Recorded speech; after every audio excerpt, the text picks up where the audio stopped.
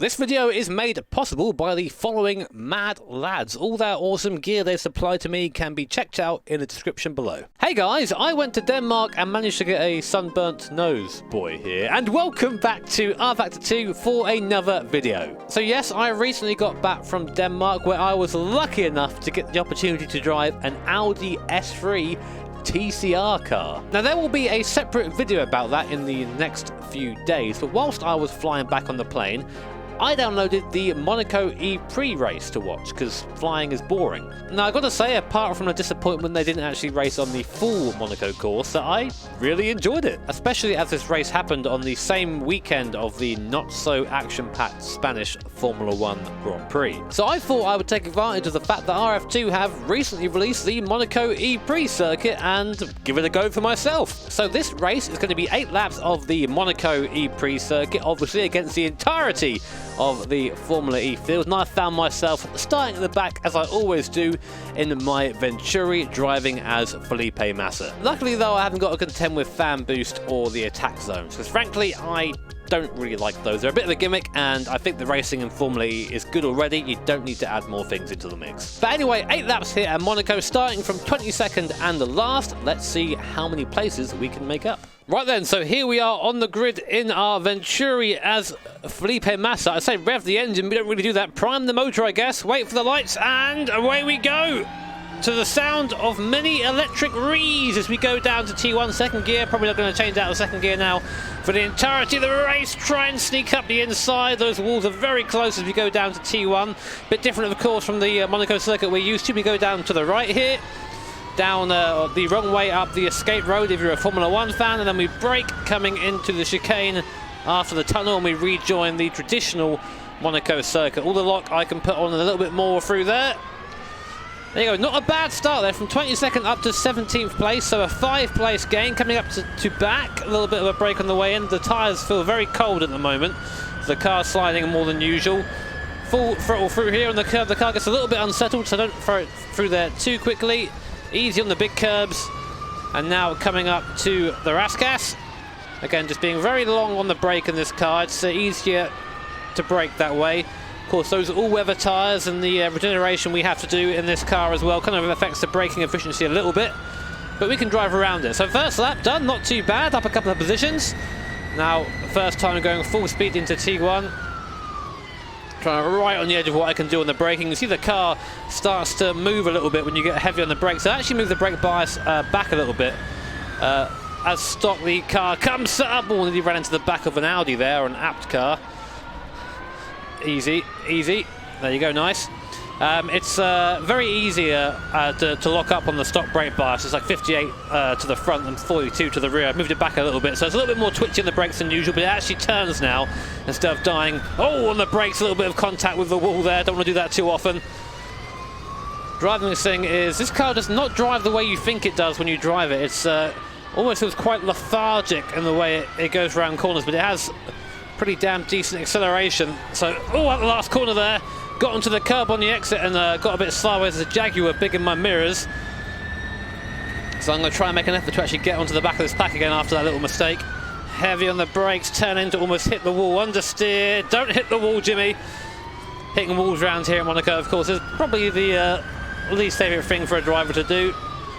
Oh, Jack goes for a big lunge up the inside. I have to give him the room. He's still there, and the Jaguar is past. I go down to 18th place. I'm moving the wrong way right now. This ain't good. We'll just focus on getting on the back, braking very early, getting the power early. The car, so you see how it slides again, a little bit of contact with the wall there. I've turned damage off for this because the AI like to send. Oh my god, touching the walls left, right and centre. Come on, Jimmy. I'm going to just say for now that I've just grazed it with my tyre, and that'll be my law for this race, so I don't end up having to retire.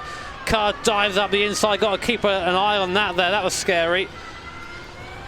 Again, try not to touch that curb too much on the outside there, because it's very easy to touch that and the car get a little bit sideways. So I'm still falling back a bit here. I'm not too fast through the last sector, it seems, compared to the other AI drivers in this race.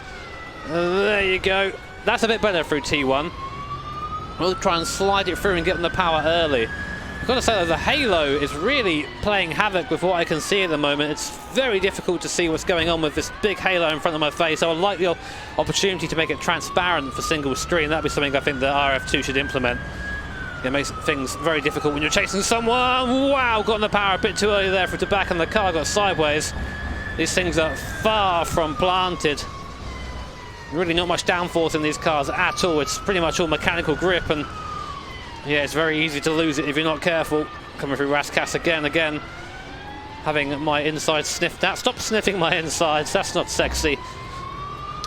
Right, trying to get a little bit of slipstream down the straight. It's so weird just staying in one gear for the entire race, but we're doing, they got 190 Ks, nearly 200 Ks coming down to T1 here. Not bad at all. I got to say, I'm very much more enjoying enjoy driving the Formula E Gen 2 car than I did the Gen 1 car. It's just quicker. It's just quicker and a bit more fun to drive. No, he goes for the inside, a little bit of a contact there as I come across to defend a little bit late, but I'm not losing another place like that. I need to be going forward. We're already running out of laps in this race. It's only a short race, this. So I need to start going forward and do my friend Phil Pasta proud. Can't really carry the momentum that I'm used to driving around here, because I'm used to driving Formula 1 cars around here, and you can carry momentum through these sections because of the downforce. These kind of lack it. You aren't really going fast enough mid-corners to do anything about it, so it's very odd sensations to drive through it differently. Trying to straighten out. It's a bit better through there. There you go. Come on, Jimmy.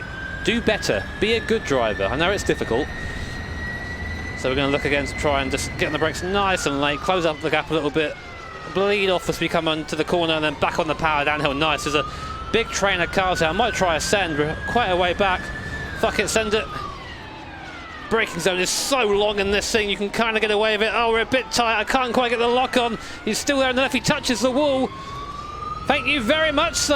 I'll take that position back. He's on the inside for the back. I cut across, and we just about take the place. A bit rough, but that's how you do it in Formula E.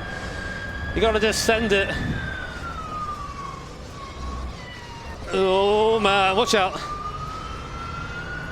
So I need to be a bit more aggressive, it seems. I think I went into this race being a little bit too kind. No place for kindness in racing, I tell you that. There you go.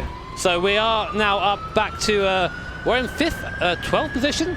We're gaining places. I'm up into 12th. Has there been a big DNF somewhere or something? Something's gone on there, because I'm up into 12th position somehow. I have no idea how that's happened. So maybe there was an incident somewhere on the circuit, but well, I'm doing okay, so I'm going to continue. The Jag's coming back. He's now sending up the inside. Got to give him the room. I can't just turn it in on him, and he's back through again. God damn it! This isn't good. I'm meant to be going forward. I need to try and get closer. Just touching that wall into back and getting the power a bit too early. We end up using the power to turn the car a lot in the Formula E car. Oh, a bit too much on the curb there. Not really the race I envisioned, but it's a good one nonetheless. Trying to make sure I'm on the power nice and early. It's almost like go-karts driving these things, like little electric go-karts. It's all about keeping that momentum through the corner as much as you can anyway. Come on, catch up. Oh, wow, we're already on the final lap. That's gone by very quickly, that race. Well, my last chance to maybe get the Jag. No, it's gone. I got in the power far too early out of there. The car went sideways, just about managed to catch it. Just. I think that might be my race over in terms of overtaking, but we'll see. Things can still happen. I mean, we are actually in 11th place right now. I still don't really know how we're in 11th. But I'll take it. Easy. Easy. There you go. There's a couple more corners now. There's not really much time to gain, but I can still lose it. I'm being a little bit too aggressive with the wheel, and the car isn't reacting to it. The car likes smooth movement, especially on the brake. Oh, that was awful through Raskas. Oh, through Anthony Nose there for the last time, and there it is. We come home, and I think in 11th place in our little mini Monaco E-prix. I say that, we come home in 10th place. 9th place? What happened? You came home in 9th? I have not.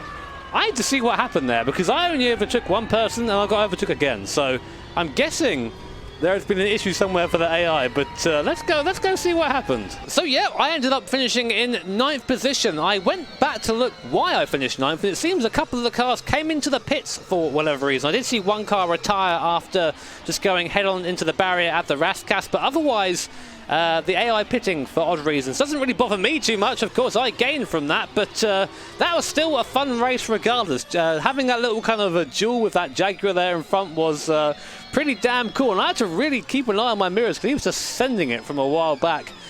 coming in to the double right-hander at the bottom of the course here. But anyway, guys, if you enjoyed the video, then make sure to hit that like button. If you really enjoyed it, of course, hit subscribe and the bell notification icon, because that way you'll be made notified of future streams and future videos. As always, a massive thank you to my sponsors and to my patrons. You guys keep this channel running and keep me making fun and hopefully good content for you guys. Take care, have an awesome day. See you all next time.